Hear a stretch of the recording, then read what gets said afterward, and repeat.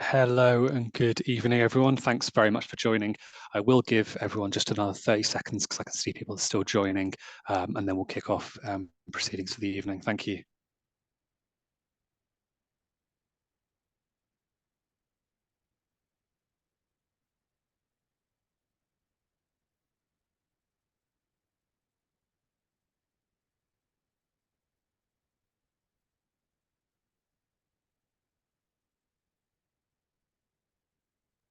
Right, I think that's our quorum, at least for now.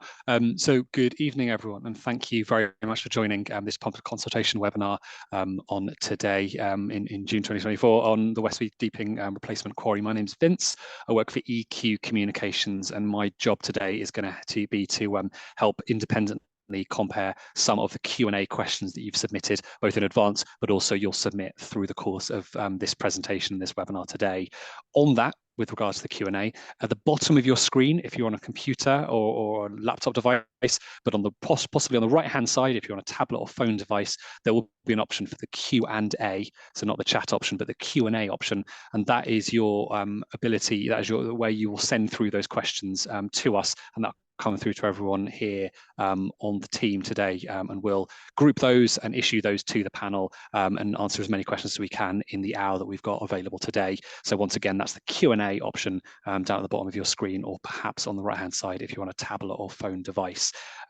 With that in mind, then, I'd like to hand over to Maria just to kick off proceedings and run through the presentation, but do feel free to ask questions throughout, and I'll pick up where Maria leaves off with the questions in the Q&A section. Over to you.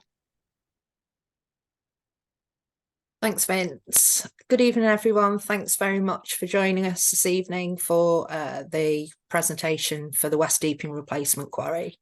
I'm going to take about 15 minutes to go through a presentation with you, going through the proposal, and then we'll have about 45 minutes for a Q&A session with all the consultants who've worked on the application so far.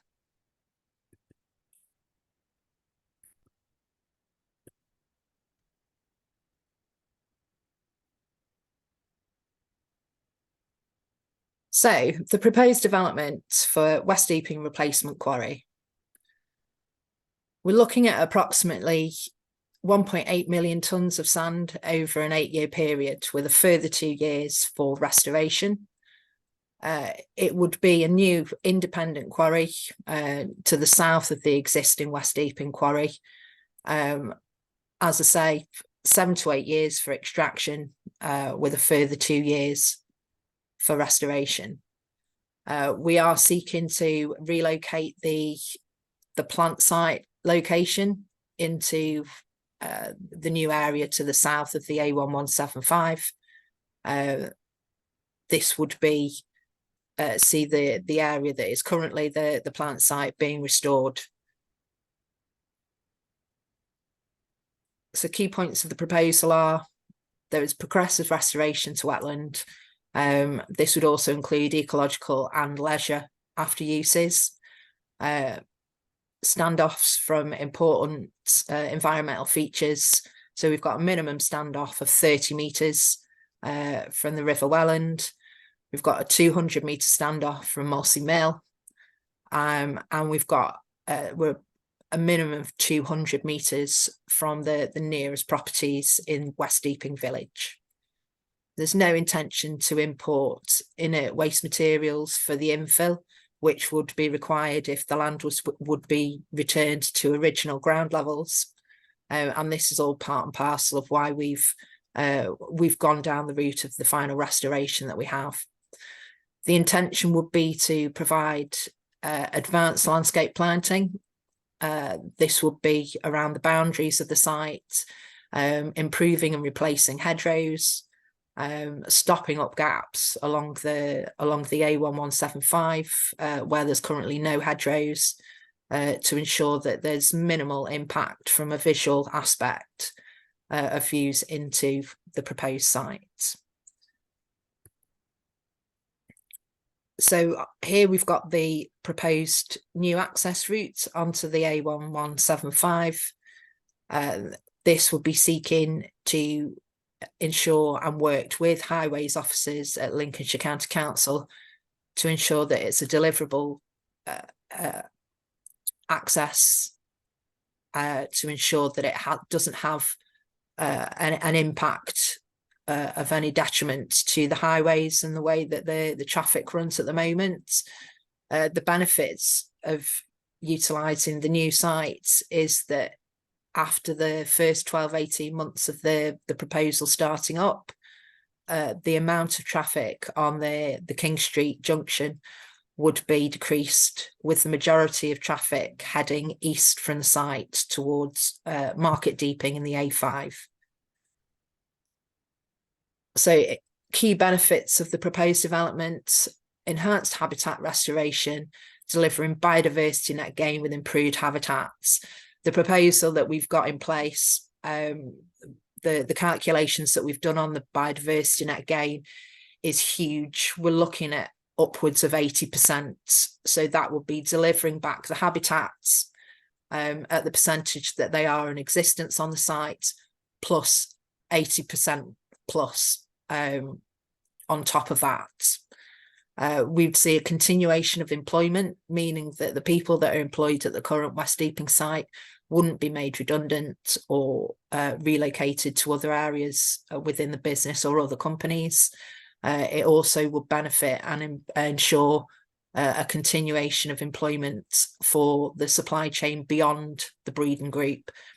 So all the smaller businesses that work with us on various aspects, including landscaping, the earth movers, the hauliers, who are all independent. We've worked purposefully to ensure that the design of this proposal takes into consideration the sensitive nature of the location. We're looking to stand off to 200 metres from Molsey Mill, which is greater than the required statutory standoffs that Historic England set from a Grade 2 star listed asset. We're also seeking to drop the plant site, so we would remove mineral from the most western fields of the proposed area, so that the plant site can be dropped. So this would enable us to deliver a site where, from people's back gardens along King Street, they would have zero or very minimal visual impact of the quarry. So this is the proposed development in phases. You'll see there at the top that there are approximate timescales for the delivery of these aspects. So we'd be seeking to start in the western side, which we're classing as phase 1. This would enable us to remove the mineral and set up the plant site and the settling lagoons for the provision of the quarrying of the site. We're looking at 1.5 years from commencement of development for that to be set up before we start in the eastern side of the site. You can see there that we've got a block of woodland planting on the very east boundary, and also small screening bunds to the west of Molsey Mill. So that advanced planting is historical in that is what has historically been there, dating back to the 1800s. So we're looking to implement something that has been previously there and bringing it back into the local landscape. The proposal would see us utilising a field conveyor, which is what you can see running along the north of the site, parallel to the A1175. And in years 3 to 4, we'd be seeking to have done the majority of the restoration in that phase 2 area at the very east of the site, and moving into phase 2 in the centre of the site. 5 to 6 years, we would be seeking to be at the latter end of phase 3 and coming into phase 4, continually progressing behind us as we go, ensuring that the soils are put back and areas are seeded and planted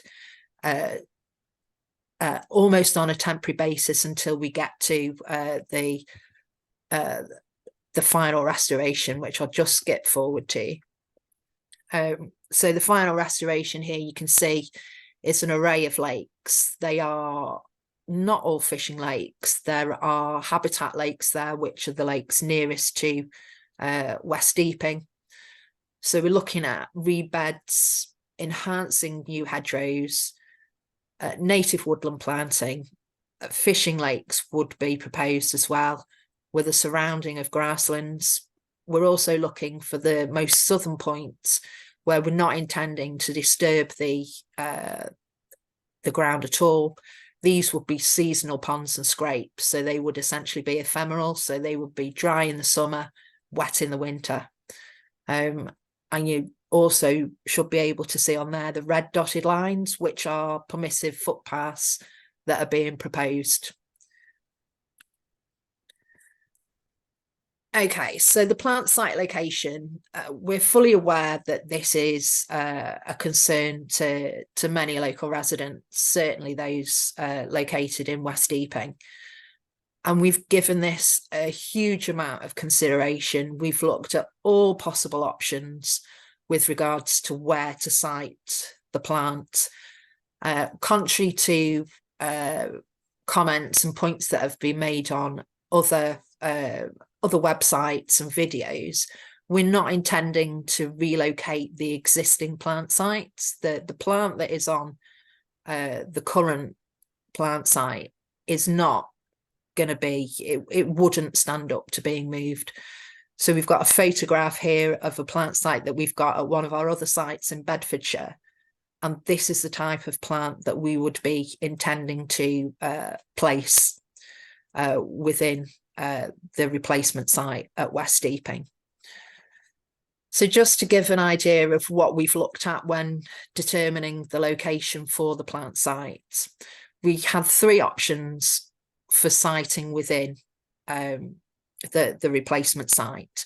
We have looked at tunnelling under the road and utilising conveyors across the existing quarry and linking up onto the conveyors that we utilise at the moment. But for a variety of reasons, including the restoration implications and the tenure, so the leasehold aspects that we have on all of that land to the north, it wasn't viable to proceed with that. So we've looked at 3 options within the current plant, the proposed site, sorry. So option C was very quickly discounted. It's the furthest location from West Deeping, but because of the siting of the grade 2 star listed asset, the screening that would be required to site the plant here would potentially impact and harm the setting of the listed building. The second option that we looked at was option B. This was in the centre of the site. This is the most visually prominent location within the entirety of the replacement site. Because of the standoffs that would be required from the River Welland, the existing canal and the historical asset of the former Stamford Canal route, we would have to site it at ground level, which would make it much more prominent in the visibility of anybody who comes past the site or who lives near to the site. So the final option was option A. And whilst we appreciate this is the closest to the village of West Deeping, in this location, we are able to drop it quite considerably below the adjoining ground levels, which means that in accordance with the screen bunds, the topsoil screen bunds that would be implemented along the western boundary of the site, which would sit at a maximum of 3 metres, visually, the properties along that top area of King Street would not be able to view or see the plant site in that location.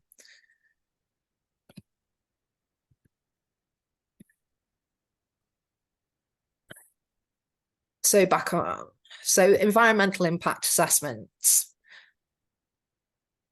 The team that we've got on the call today and the team that will be at the public exhibition on Monday are experts in their fields, and they cover all aspects that are required to be covered under an environmental impact assessment.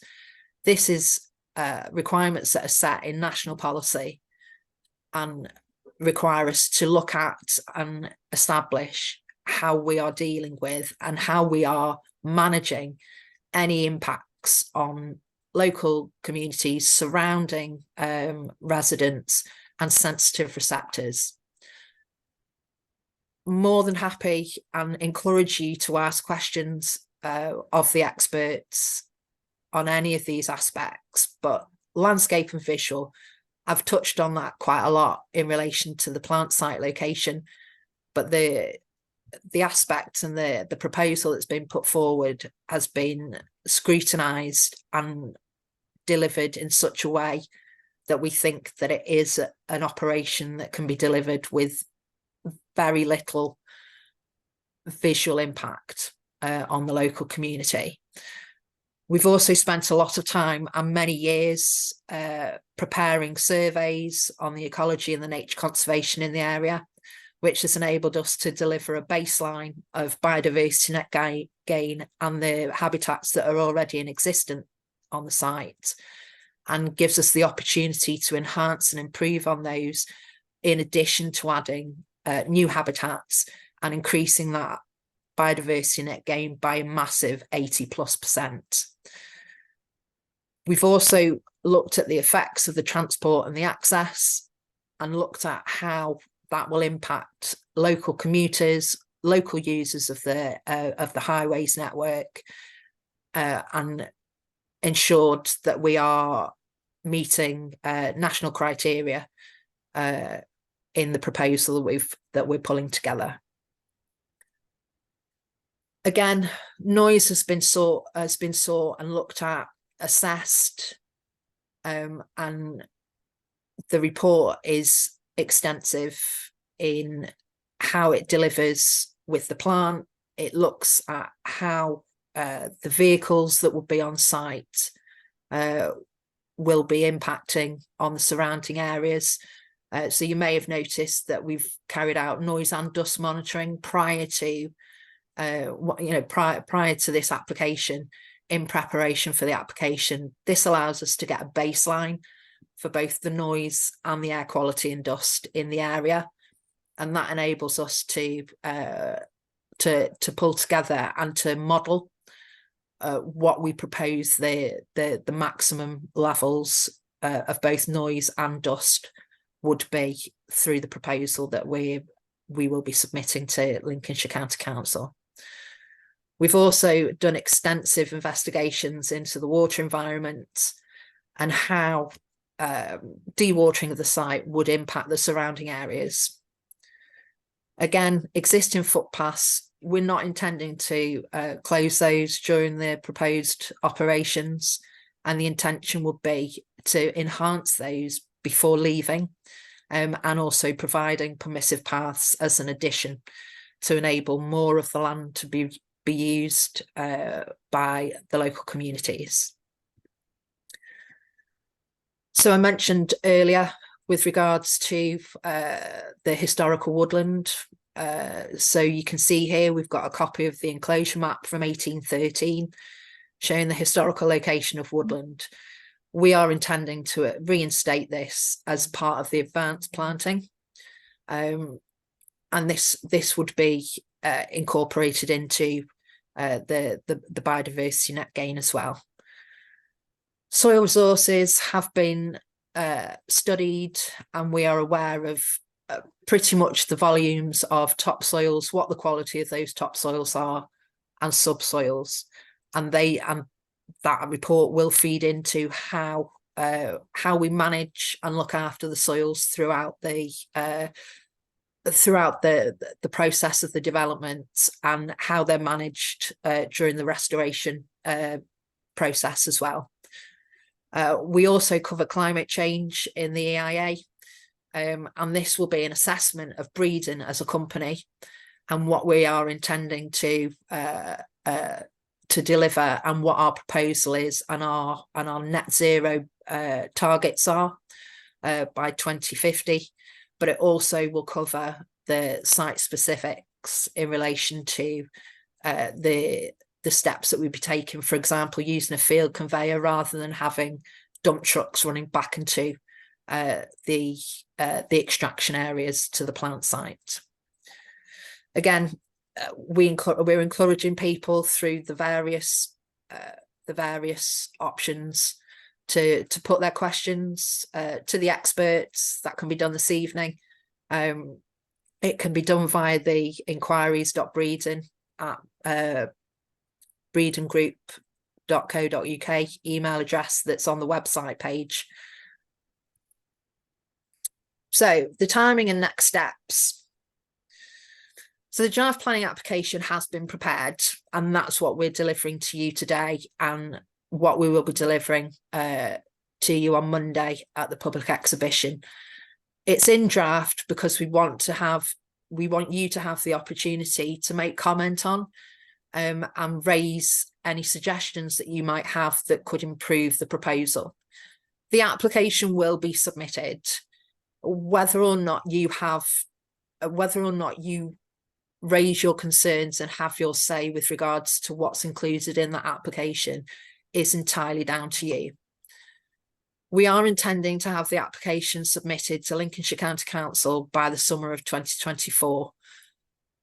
I don't envisage it being any earlier than probably the 18th of July, which would give us a reasonable amount of time to go through any feedback that we receive from local residents and the community, and enable us to implement those through changes to the planning application where we see that it's got the potential to be able to be delivered in that way. We've been rather optimistic with receiving a decision by the summer of 2025, but we need to start somewhere. We don't know how long the planning process will take, but this is what we're laying out now, and it will be subject to change. If we receive an approval by the summer of 2025, we'd be seeking to commence works in the proposed development site by 2026, with the last date for extraction being allowed in 2034 and final restoration by 2036. We've also provided some details on the frequently asked questions. These are all available on the website now, so I don't intend to go through them. But they are there, and as I say, we're happy to take comments from anybody, either today, on Monday, or at any time via the fields that are shown on the website. Thank you. Thanks very much for that, Maria. Thank you very much, and thanks a lot for those who've already submitted questions. I'll take this juncture now that we're onto the Q&A to just remind people who may have joined in the interim that to submit questions through the Q&A, you can find that if you're on your laptop or computer at the bottom of your screen, usually where the Q&A button is, but sometimes if you're on a tablet or mobile phone device, you'll find that up on the right hand side behind a hidden panel, and from there it's Q&A, and you can type your questions and send those through. So with that in mind, I'd like to kick off. I've got two questions, Maria, for yourself that we've merged together given they're on a similar type of theme, and as with all these questions, I'll read them out verbatim. So when did Breedon't Trading Limited sign an exclusivity agreement with the Planning Department of Lincolnshire County Council to mine the proposed land when no planning application has yet been submitted? And they continue, when this application is rejected, how much will Lincolnshire County Council have to pay Breedon't in compensation for retracting this agreement? Okay, so my understanding of the question is whether or not we've entered into an option agreement with Lincolnshire County Council, and the answer to that is no, we haven't. There's no formal agreement with Lincolnshire County Council with regards to any of the land south of the A1175. In relation to the question on the part on compensation, it's very unusual for any option agreements to contain a clause which requires compensation to be paid by the landowner. The clause is usually stipulated that the option and potential mineral lease is subject to planning permission being approved. So there is no compensation payable by any parties if planning permission isn't granted.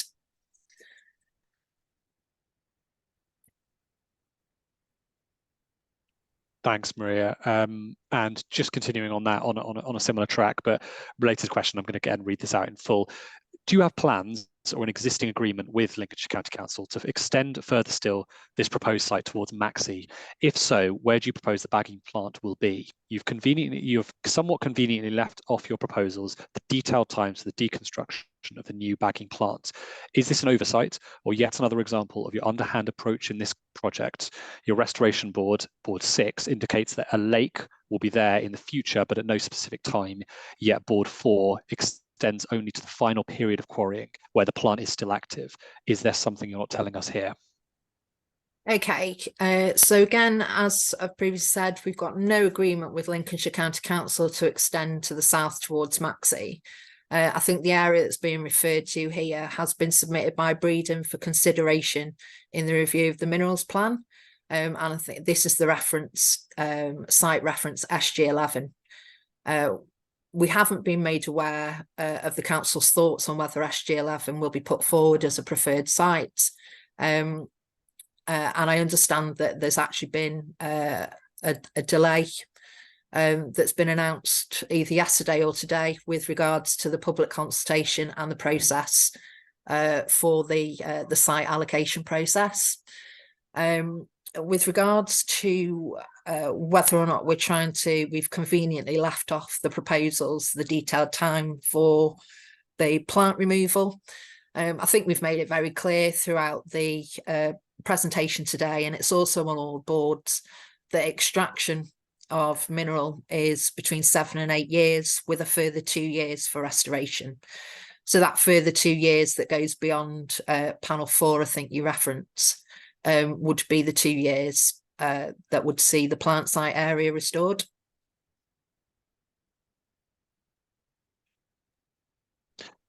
Great, thanks very much, Maria. And while I have you as well, I'm going to ask another question that I believe might be most relevant for you before I move on to a different topic, which says it's again about boundaries and similar questions. So I'll read it out in full. Haddiscoe in Norfolk is currently protesting against a Breedon't Quarry application. Plans show homes within 4 meters of the proposed site boundary. How can we be confident that Breedon't will not apply to come closer to homes like Haddiscoe, like has happened in the north of the A1175, and I'll read this out, PL 130 and PL 129. Okay, so the Haddiscoe planning application went to committee, I think it was last week, possibly the week before, and that was refused. It's not one of my sites, and I have had limited involvement in that, so I can't really comment on that. I can only provide for you the application that we're proposing, that we're submitting. The reason for the reduction in standoff application in the north of the site was more to do with the precedent that had been set on the CEMEX site and the fact that we are getting low on mineral. So I don't envisage that we would be extending any further or closer to the residential properties than we are now. And the proposal is what we are putting forward. That's great. Thank you, Maria. I have a question that I believe might be best answered by Gail, but I'm more than happy for others to come in. Just do so, team, by putting on your camera and offering up for comment. And it's just a straightforward question that just says, by restoration, talking post-quarry closure, what does that mean in practice? Well, it means the final restoration of the last soil buns And so obviously you'd have to remove the plant site first, remove all that ancillary buildings, the entrance, and then put the soils back to create the final restoration scheme, and then do all the planting works as well and the seeding. Thanks, Gail. That's useful. And just for my benefit, if I were to, I've got a question here about paths as well. Would that be best directed towards you, Gail? Yeah, certainly. So I'll group two questions that are on a similar topic, and I'll read them out in full. So I would appreciate greater clarity on proposed status of new footpaths. Both right-of-way and permissive paths have been mentioned, but the value of the two types can differ significantly. And can you provide details of timings on the provision of any new rights-of-way or permissive paths? Some would clearly need to wait for the restoration phase, but could, for example, route along the western boundary and could be provided in phase 1. Okay, so there's a existing right-of-way along the watercourse on the southern boundary, and that wouldn't be affected by the proposal. We'd be able to keep that open. We are proposing permissive routes to the west for principally for West Deeping villages. So they would go around the western two restored lakes. There's a good point about that right-of-way running along the proposed permissive right-of-way along the access track, and whether we could do that in advance. So we'll have a look at that as part of our review of the proposals. Thanks, Gail. That's useful. I'm going to bring in just a question we've had concerning highways. So I might bring in yourself, Jeremy, on this one, which just says, have you considered the impact of backed up traffic in the Tallington crossing, which is a frequent occurrence? Yeah, we've had some traffic surveys done of the King Street junction. They were done quite recently, actually. And we've also had ATC counts done. As part of that, they looked at queue lengths forming at the junction, and they were done during the peak hours, and they didn't find that there are any queues forming back as far as King Street from the Tallington crossroads. But what we do know is you get platooning. Obviously, when the barriers lift, it'll set a load of cars free heading eastbound. So we do get platooning at the junction, but it's not having a major impact on the junction. It does generate some queuing on King Street while those vehicles clear to allow the gaps in the traffic to form to get out, but it's not something that's a major concern. Realistically, in terms of the overall application, during the initial 18 months before the plant site's established in the new site, there'll be a transfer of material from the new site to the existing plant site, which will generate 44 loads a day, going effectively left out the new site access right up King Street and up to the existing plant site. The mineral then will be processed and distributed in exactly the same way, so the other traffic flows will remain exactly the same as they are. Beyond that 18-month period, all of the traffic that currently comes through the King Street crossroads will, other than that associated with the concrete plant, will be diverted to the new site, so it will avoid the King Street crossroads altogether. And because the majority of the markets are to the east, that will release some of the existing capacity that's at the King Street junction. So overall, there'll be a beneficial impact on the network beyond the initial 18-month period. But we've assessed the existing junction with the proposed movement of material between the new site and the existing site for that initial 18-month period, which is having an insignificant impact on the existing junction. And we've also assessed the new site access to the proposed 2034 end date for the extraction operations. And the way we assessed that was we took the entire day's worth of traffic and put that to both the AM and PM peak hours and doubled it. So we looked at what you generate in a day in and out, and then effectively we assign that to the left in, left out, right in, right out. So we've got double the amount of daily traffic within the PM peak hour and the AM peak hour periods, and the junction works absolutely fine in those situations. Thanks for that, Jeremy. And I've also actually just had a question come through that's also on highways and roads. So I'll grab you back actually in this instance. And in regards to this, the question, sorry, quote, in regards to road safety, how long will both plants be fed by the Stamford Road? Already this is very dangerous, and Breedon't do not clear the road as it is. Please explain your road safety insertions. In sessions, sorry. The Stamford Road will continue to serve both sites for the duration of the project, which is 8 years to 2034. Beyond 2034, it's restoration, so traffic flows associated with the new site will be minimal. That's the time frame for the extraction processes and activities along those lines. In terms of vehicle cleanliness, a wheel wash is being provided on the new site on the exit route from the new plant area. Obviously, that's intended to keep the road clean. The access will be designed in accordance with trunk road standards. Obviously, the Stamford Road isn't a trunk road, but we've used the higher standard trunk road design parameters to make sure that the visibility is okay. We've looked at the traffic volumes on Stamford Road and also the access to make sure that what we're proposing is the correct solution to serve the site.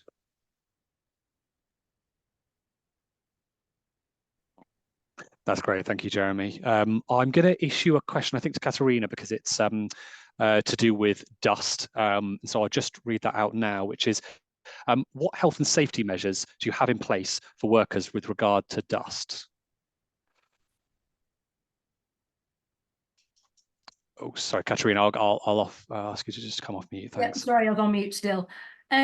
Yeah, probably just to clarify that as part of the planning application process in the EIA, we don't specifically look at health and safety measures for the operations. The process of looking at the environmental impacts on the surrounding environment. So I can't really comment specifically on health and safety measures that Breedon't employ for workers. But as part of the assessment, we've looked at potential dust sources that may have an effect on the wider environment. And obviously there are a large number of extensive measures that are both within in-design built measures as part of the proposals, as long with general management measures and dust mitigation measures that would be implemented to minimise the risk of any generation of dust on site and any off-site sort of migration and impacts. So I don't know whether there was a specific question that was being raised with regard to workers and health and safety, or whether it was more geared at the wider environment. I don't know. Thanks, Katerina. I may wait for further questions to come through on that topic for maybe clarification on that. And I do have a second question, which I believe might be relevant for you just because of the implication, which says that where will the vehicle maintenance add wheel wash areas be located? Would that be one for yourself?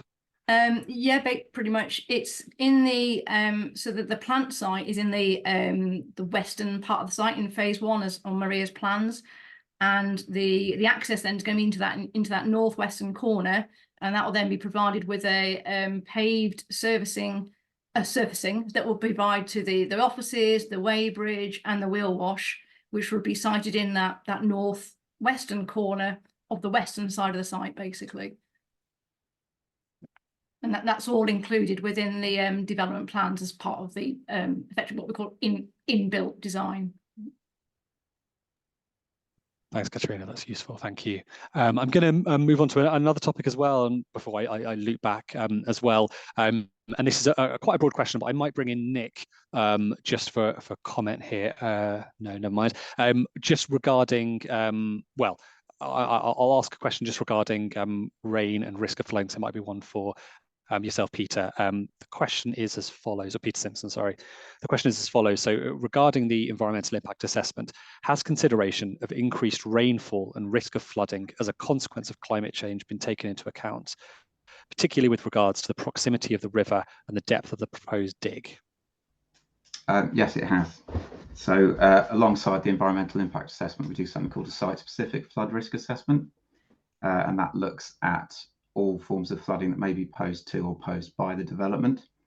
And within that, we use standardized climate change allowances so that we are accounting for the potential impacts of climate change as opposed to assessing the situation now. And I believe the correction factor applied in this case was 40%. So for now, it's very much over-engineered. And in the future, it should be about right based on projections. Flood risk posed to the site is not a major concern, despite the relative elevation of the dig to the adjacent branch of the River Welland. And the reason for that is that the Welland is in 2 branches at this point. There's the minor northern branch and the more significant and more natural southern branch. and that southern branch is lower lying, and it's where the vast majority of flood risk is focused. So flood risk on the northern branch does not currently exceed the banks of that branch to the river itself. That's great, thank you, Peter. And I've got another question as well that might be most relevant for you, but do feel free to sort of lean on anyone else who might be here relevant. So the main question is, why can't you restore as you go with lakes? And another person added a comment as well that just says, we don't want fishing lakes at all. Please remove fishing, as this isn't Tallingdon, which causes issues with the SKDC. I believe that's South Kesteven District Council, causes them many issues. So again, why can't you restore as you go with lakes? So the full area is going to be excavated, and it'll be excavated below the elevation of groundwater. So to be able to work the material, we need to pump that water out. It's called dewatering, and that's the way it will be operated. And when those lakes are put in at restoration, they will not be lined. They'll be in groundwater continuity. And without lining the dig, you can't form a lake within part of the excavation without it flooding the rest of it. And as a result of that, we have to complete the landscaping before we let groundwater levels bring the water into the lakes, as opposed to forming the lakes one after the other as we go. Sorry, what was the second question? The second question was just a comment around, it was, we don't want fishing lakes at all. Please remove these fishing as this isn't Tallingdon, which has caused issues for South Kesteven District Council. I appreciate that's not so much a question. I don't know if there's something you know well enough to comment on, but it was just another comment that had been added additional to that restore as you go with lakes question. Yeah, I'm not sure if the question is specific to an issue with fishing or with the lakes, but I would say that if it is to do with just a wet restoration, it's a necessity in this case. The only alternative would be to bring in infill, and that's not currently proposed. A wet restoration is a sustainable option. It gives excellent biodiversity net gain results, and it will significantly reduce the potential impacts on the water environment relative to other restoration options. Thanks for that, Peter. Brilliant. I may bring in Maria yourself for this question, but I appreciate it may be relevant to some others now. I'm just going to group some up. So one comment was, you're getting low on mineral, but actually the county is not. I assume that means with regards to Lincolnshire County Council, their own records. Please confirm. Do you have a comment on that?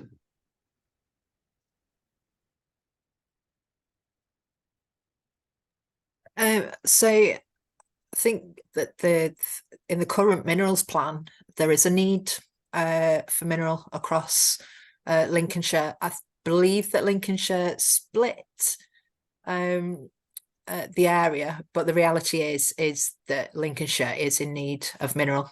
Jenna? I think I might be able to help you with that one a little bit. Yeah, so there is a proven need for aggregate for sand and gravel. That's why the Lincolnshire are reviewing their minerals local plan at the minute.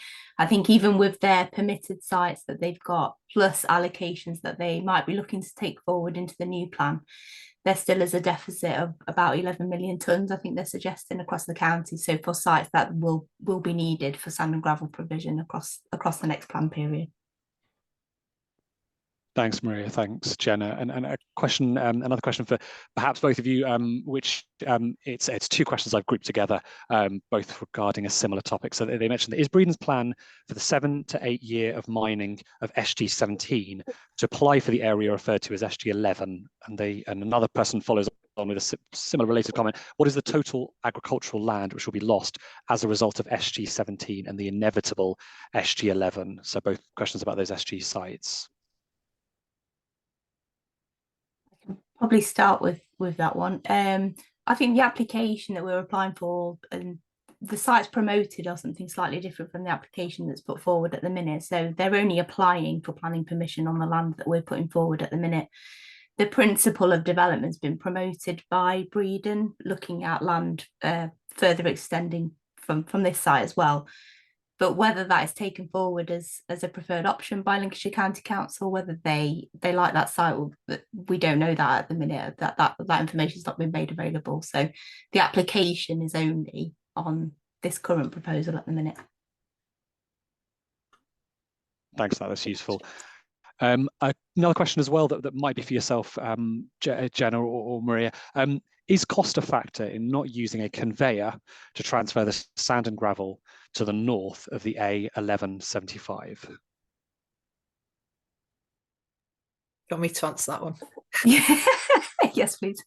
So I think I did try to cover this off in the presentation with regards to the fact that we have looked at a lot of options in relation to potentially utilising the plant site in its existing location, but there's lots of factors to take into that. Financially is going to be one of those, but we've also got the tenure of the land. So the plant site, our current plant site, is owned by Tarmac, and we rent that from them. And we've got no guarantee that we would get a lease beyond the current end date for the lease that's on there in existence. And we would also need to establish leases across the area to the north, so that any conveyor routes could link up to the northern conveyor that we currently use. And I think that I mentioned during the presentation that would have a knock-on effect on restoration and the use of that land to the north for agricultural purposes, because ultimately we would have quite a large area that would remain unrestored and unable to be returned to agriculture, and that is also leased. So we're not the landowners there either, and there's no guaranteeing that we will be able to secure a lease to enable that to be the process. So all of this has been looked at and it has been considered. Thanks, that's great, Maria. While I have you as well, and I appreciate that some of this may have been covered in the initial presentation, but it's useful to cover perhaps while we've got an increased audience. We've gone from a smaller number to quite a larger number over the course of the Q&A. When do you envisage exhausting extraction at the current site and the closure of the old existing plants? So Jenna might be able to hop in and give me the figures on this. It's going to be very, very tight between the proposal of this replacement site. There will be an element of overlap with the existing northern quarry and the plant site area, but so the northern quarry should be in restoration period by the time we're extracting from the south.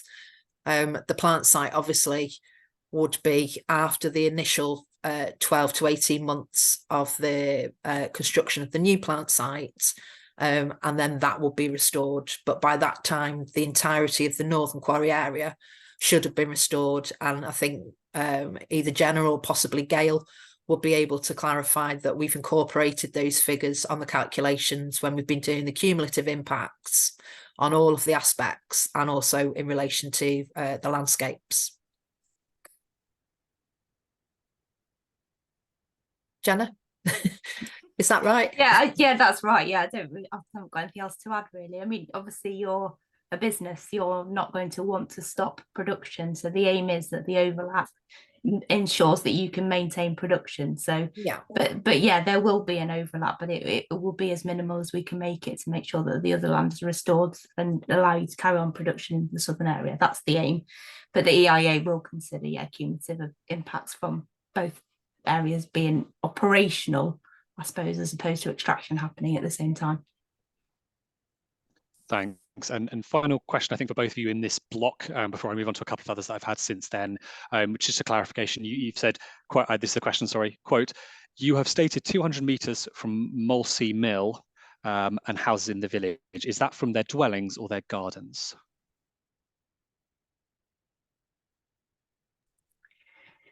So the distance from Molesey Mill, I think, probably Gail or Andy might be able to help. I believe it's from the building itself. It's 200 It's metres. 150 metres from the listed building asset. It's not from the gardens. Thank you. And then the other side from West Eppingale, the distance that way?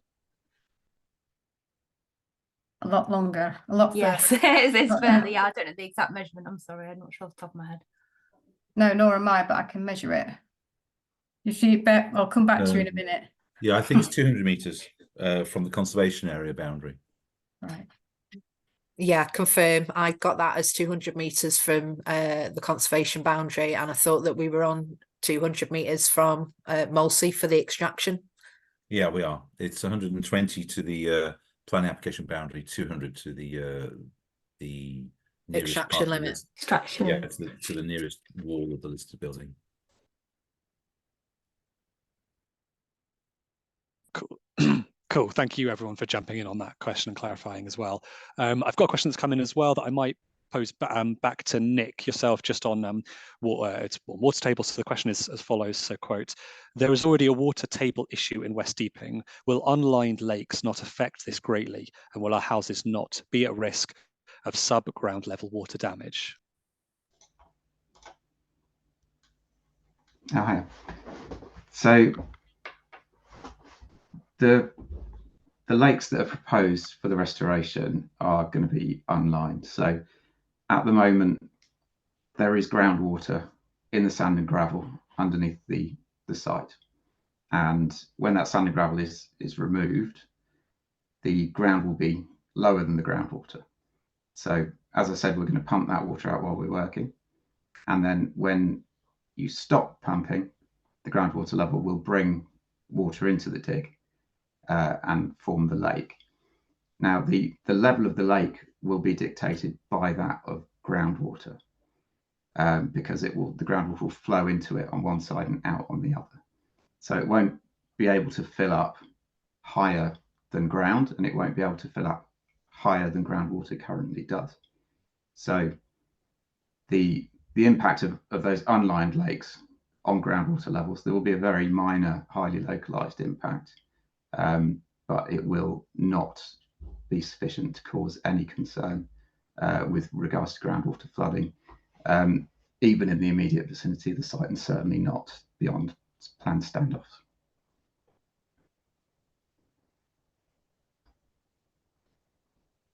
Thanks very much for that, Peter. I've got a question that I believe might be relevant to Gail, perhaps, but it could also be relevant for Amy, which is about woodland. So the question is as follows. So the proposed woodland by the mill, what area will that cover and how large will the trees be when planted, as saplings will not be of any effective use to screen the quarry from the mill? No, that's correct. It would be saplings because we find that they work so much better. It's really difficult with climate change. It's really difficult tree planting. Now we have a lot of failures, and the smaller we plant the trees, the more successful they are. We look after trees for 5 years and we keep replanting and replanting until we get to about 90% success rate. It will take a while for those trees to grow, but in my experience, after about 2 or 3 years, they reach the same height as something that had been planted much larger, because they just are so much more successful when they're planted smaller. So we can only plant them as soon as we get planning consent. So we will try our best.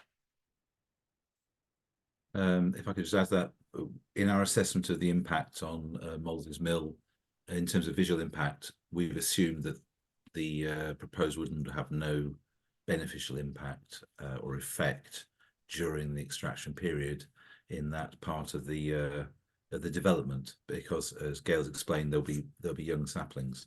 So when we've looked at our assessment, we've assumed the worst case is essentially there's an absence of woodland during the extraction, but obviously in restoration, after restoration, there'll be a enhanced biodiversity. And that's also the case for the landscape and visual impact assessment as well. We know that those trees won't be affording significant screening for the majority of the works.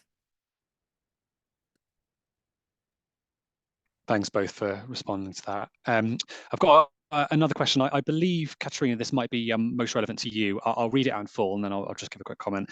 So, quote, compared to CEMEX, Breedon's air quality sensors are very poor. Why will Breedon not invest in more effective sensors which will more accurately measure the relevant and most dangerous particle sizes? I appreciate you're not Breedon, but it is a question about particle sizes and risk. And so I thought I might get you to comment first. Yeah, so I don't know again whether this is specific question to the current Breedon and CEMEX sites at West Deeping or a more generic question.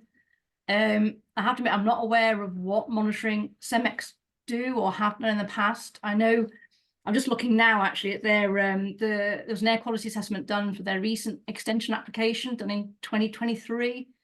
And that states that they used to do some dust monitoring at the CEMEX site, but that it continued until it was demonstrated that there was no evidence of any dust-related impacts. And as a result, dust monitoring ceased at that CEMEX site. So that's the site that's currently to the north of the this proposed replacement. So I don't know what other monitoring CEMEX do. And just on the monitoring, at the moment there is some fugitive dust monitoring done, which is typical of sand and gravel quarries, because the focus tends to be more on monitoring for disamenity, the sort of larger disamenity dust. Their extensive works have found that they don't generate significant quantities of the finer particulates, which is kind of consistent with the CEMEX report. But the monitoring plan would be agreed with the local authority as part of the any determination of the application. So the actual methods of monitoring would be agreed with both the Lancashire County Council's mineral planning, and also the district council would have an involvement in that on the type of monitoring to be carried out as a statutory consultee as well. I don't know if that helps on that. No, that's great. Thank you, Katrina. I'll just check if anyone else wants to comment on that before asking perhaps one final question before we get everyone to wrap up, because as we said, you did going to take this until 7 o'clock. But as no one else put their camera on, I'll ask this question and maybe squeeze in another one for time. So the question is as follows, and I believe this might be one for yourself, Maria and Jenna. What action will Breedon take if SG17 is not included within the Lincolnshire Minerals and Waste Local Plan? Okay, so SG17 is currently the updated version of MS29, which is still an allocated site under the current minerals plan. The application for this replacement site, I'm pretty confident, will have been determined before the review of the mineral plan will have been have gone through the minerals plan process and the due diligence and being in front of the inspector. So it won't necessarily be a case of what will we do if SG17 isn't included in the minerals plan. It'll be a case of whether or not the application that we're about to submit will be approved or not. Thanks for that, Maria. And I'm keen to squeeze in one final question before we wrap up. And I appreciate this may be a bit of a team effort, as it was with the previous question. So just for the for this question here, quote: "It has been implied that the quarry will not be visible from properties on King Street. Is this from ground level or from property windows upstairs?"